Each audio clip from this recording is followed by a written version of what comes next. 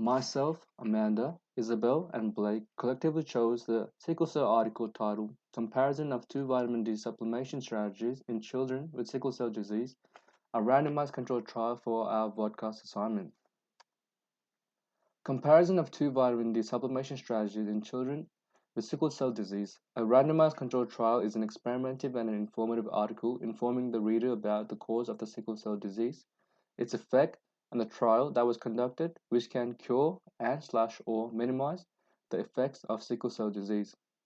The randomized controlled trial was conducted in the Saint Justine Hospital in Montreal, Canada, where the children suffering from sickle cell disease were either given bolus or placebo and vitamin D supplements, and after 3 months, their vitamin D level were compared to determine which one worked better.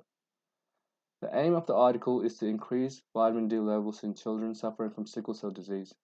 The researchers were aiming to figure out whether single bolus of vitamin D3 or placebo was better at increasing vitamin D levels, and observe whether any side effects were transpired. The aim provided in this article is stated clearly as it informs what exactly was researchers were focusing on.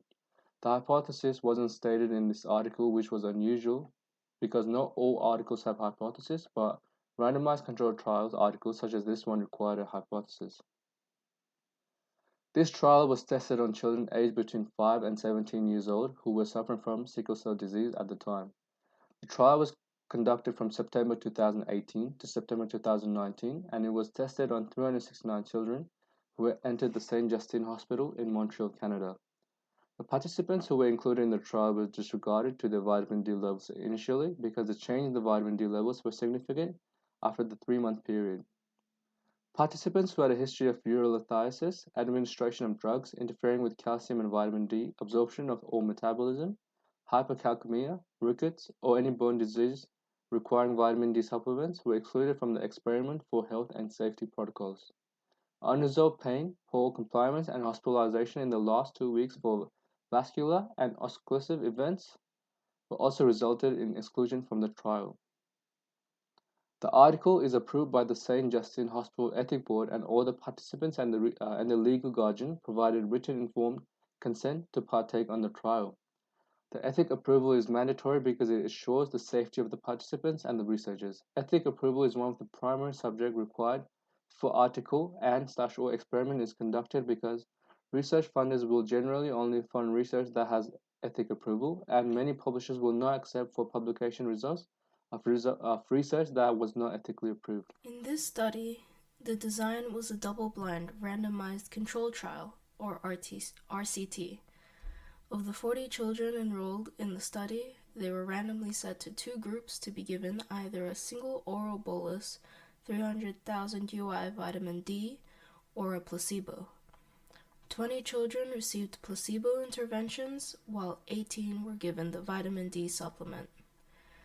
Randomized control trials are designed to study the effects of an intervention and compare the effects of the intervention with a controlled placebo group. In this example, vitamin D supplement treatments in children between ages 5 to 17 years in the sickle cell disease clinic at Saint Justine Hospital.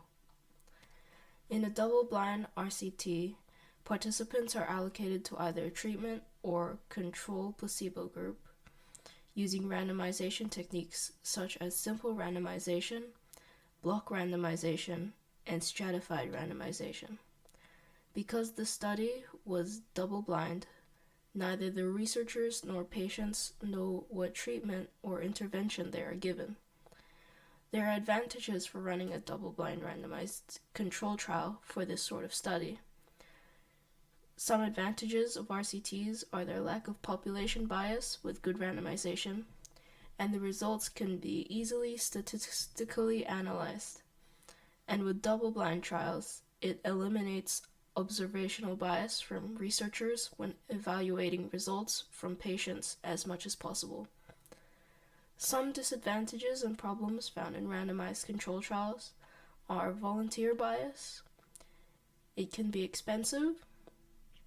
There's a loss of outcome from the treatment at follow-up, and sometimes can be ethically problematic at times.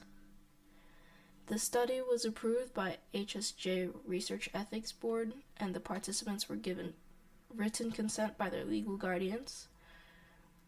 And children who did not meet the estimated average requirement for calcium were also given calcium supplements to prevent risk of hypocalcemic events from happening following the vitamin D bolus. The design of the study was well planned and was to be a 1-to-1 ratio between treatment and placebo, but ended up slightly unbalanced. Thanks for that, Isabella. To continue on from her explanation of the study design, I would like to bring to your attention the study flowchart featured in the slideshow here. This flowchart explains the step-by-step process of how the children that participated in the experiment were screened and selected. As you can see, the final number of children was 40, with 20 receiving the placebo and the other 20 children receiving the vitamin D supplement. Unfortunately, 2 of the children removed their consent right before testing began, and this led to the number of children receiving the supplement being reduced from 20 to 18. However, this change was not considered detrimental to the experiment, but it is something to consider when reviewing the results. To ensure that the children were taking the supplements consistently, obviously so the results provide reliable insight, a spot urine collection was organized for roughly a week after the initial supplement was taken, the very first one. This is then followed up with weekly phone calls with the parents to ensure they're on track. Roughly 82% of the participants were perceived as being compliant with the supplement consumption, and that's been considered as an acceptable percentage. After the appointments were complete, the results were then collated, which is what you see here in the slideshow. This is the data gathered after 3 months of testing. It displays that all the change each child experienced over those 3 months in a range of different areas. The first major change was the 25 hydroxyvitamin D levels, or just 25 OHD for short. The RCT clearly resolved the low vitamin D issues that all the participants faced. Their 25 OHD levels were averaging at about 98 after the 3 months, which is an increase of 20 from their initially recorded 78. Whereas the participants taking the placebos were showing almost no change in their levels. Their average increased over the 3 months, a slight increase of 2 when compared to the initial data, the baseline, but that slight increase didn't change the vitamin D deficiency and inefficiency status of a lot of the placebo participants, whereas the supplement group participants had no more vitamin D deficient children and very little vitamin D inefficient children. From the original 2 that were identified as being deficient vitamin D children, they'd been completely removed from that category and put into the inefficient category. And of the original 8 that were identified as having vitamin D inefficiency, that was reduced down to 3. So very clear change in their levels there. However, other than vitamin D levels, no other areas had any major change, which was unexpected, specifically for quality of life parameters, because a lot of other studies have shown that vitamin D levels improving, from deficiency to a healthier range led to an improved quality of life, reduced pain, physical performance, things like that. But the results didn't display that in this situation. I'll now pass on to Amanda to talk about the discussion. Hi, my name is Amanda Long, and I was tasked with the discussion portion of our topic. Before I go on to discuss the study design, it's important to point out that random control trials are considered to be the gold standard in intervention-based studies, as they are known to present the highest levels of evidence compared to other study designs and are also great for demonstrating cause-effect relationships. When looking specifically at double-blind random control trials, as conducted in our study, there's a decreased chance for experimental biases, which in turn reduces any influence from confounding variables. There is, however, the chance for such experimental design to generate issues surrounding logistics, ethics, applicability, and time restraints, as were encountered in our study, affecting the experimental outcomes. So the first limitation encountered in our study was the exclusion of children under the age of 5, due to a low acceptance from parents regarding the method of drug administration for the trial and because of the requirement for withdrawing large volumes of blood to assess some markers. Secondly, the adherence to daily supplementation relied on participant recall, and this couldn't be assessed objectively throughout the study, even though compliance was high.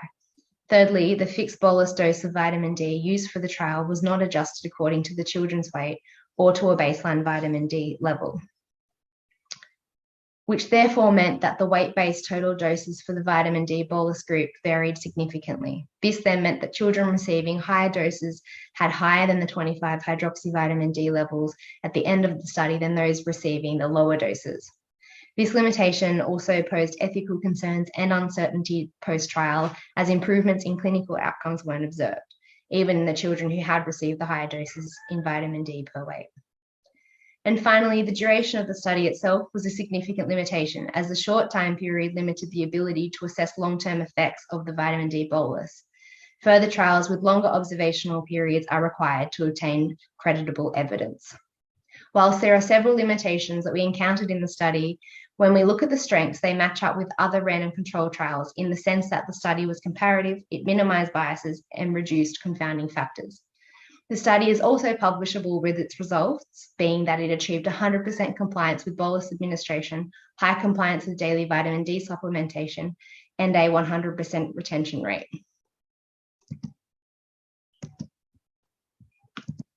In conclusion, as mentioned previously, there are significant advantages of random control trials over and above other forms of study design, as the level of compliance, as we observed, is almost always or close to 100%, hence this gold standard entitlement.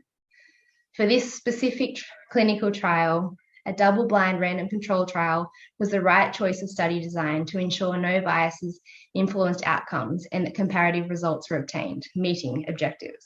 In saying that though, the limitation discussed did affect the results, and there is the necessity for large-scale studies on high-dose vitamin D bolus via repeat dosing and weight-based dosages in order to determine if vitamin D supplementation is a safe intervention to improve outcomes for children suffering from sickle cell disease.